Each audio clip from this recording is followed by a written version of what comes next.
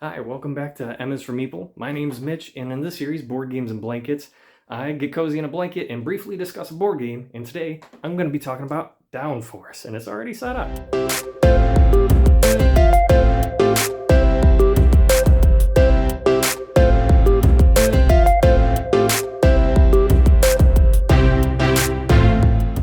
Alright, so in Downforce, wait a minute, I forgot my tea. So Downforce from Restoration Games is a racing game that has three parts: an auction phase, betting phase, and the actual race. It's fantastic box art. But let's first talk about how to play the game. The game starts, let's get this off, the game starts with the auction phase. So in the auction phase, players will be using their speed cards in their hand to bet on cars that they want to buy. You'll start by revealing one of the speed 8 cards and one of the power cards to match with it.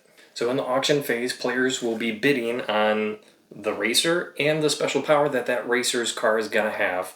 So in order to bid on it, players select one speed card from their hand, place it face down, and I'm just going to place down a couple for an example. And then once everyone has their speed cards in play, they'll all reveal them. And then you'll match up the corresponding color's number. So if this is blue, we have a blue 4, a blue 5, and a blue 4 again. The player who won with the blue 5 would then record a 5 next to the blue car on their auction price. And this will count against them at the end of the game as you're trying to win the most amount of money by the end of the race. So the auction phase will continue until all the cars have been auctioned off and until every player has at least one car or has had the chance to bid and win at least one car. There are rare chances to where I believe players won't get anything.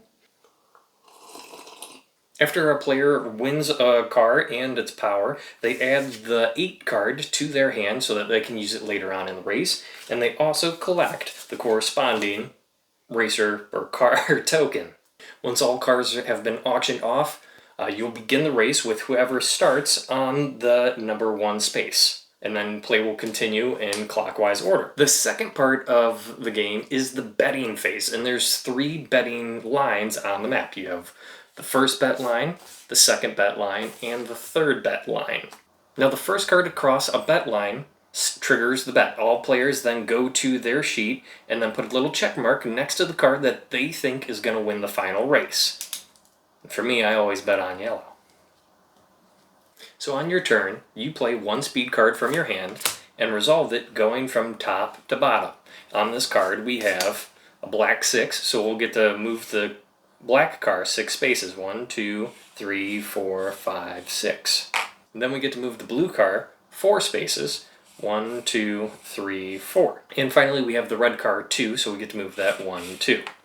Now play will continue with each player placing down one speed car and moving the cars as they deem fit. Now there's a couple of rules you got to follow when you're moving your car. Car must always move forward along the track, can never move backwards, and cannot move side to side. Now your cars can move diagonally through in between cars as long as it is the next forward space. When you play a speed card, you can position other racers' cars in bad positions to where they'll get blocked and won't be able to use their full movement. Like in here, I have yellow, sadly blocked behind red, and he can't move side to side, so whatever yellow movement has right now, he wouldn't be able to move. Players keep placing down speed cards one at a time until all cars that they own have crossed the finish line, and when all cars they own cross the finish line, then they are done playing cards for the game. And then the game's over once the last car crosses the finish line, or the last player runs out of cards, in which case their cars stall out and no longer get to move. They don't finish the race. It happens a couple times, and it's pretty funny when it does.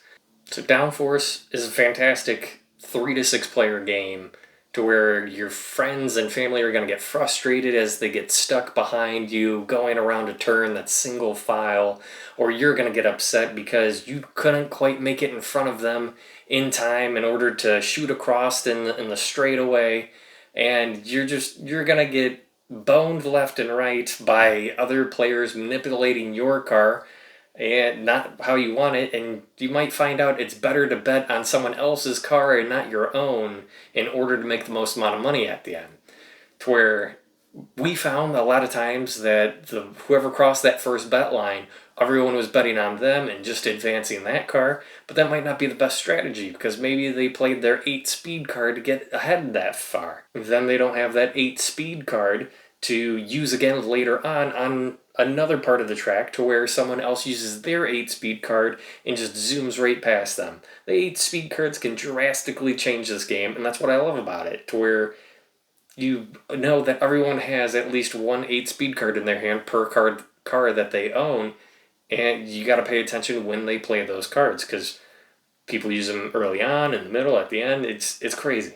But this game's fantastic. We had a lot of fun playing it with Morgan's family, and I would highly recommend it. It's simple to learn once you get around in, but it's hard to master. But I love this game. I think it's fantastic. The art is very nice. The board is double-sided, and there's expansions to this game that I'm already looking at ordering. Oh, it's getting a little chilly in here. Let's get back in the blanket.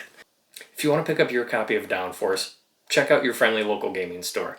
For me, I shop at Recess in North Olmsted, Ohio, and they have a fantastic selection of games. They have Downforce, but sadly they don't have any of the expansions, which I am looking to get. If you like what you saw here, click the like button, click the bell, subscribe, leave a comment, let me know on what your favorite color is to bet on, which I always bet on yellow, or at least try to win yellow. It's not the best strategy, but I got a yellow mug, and I always bet on yellow.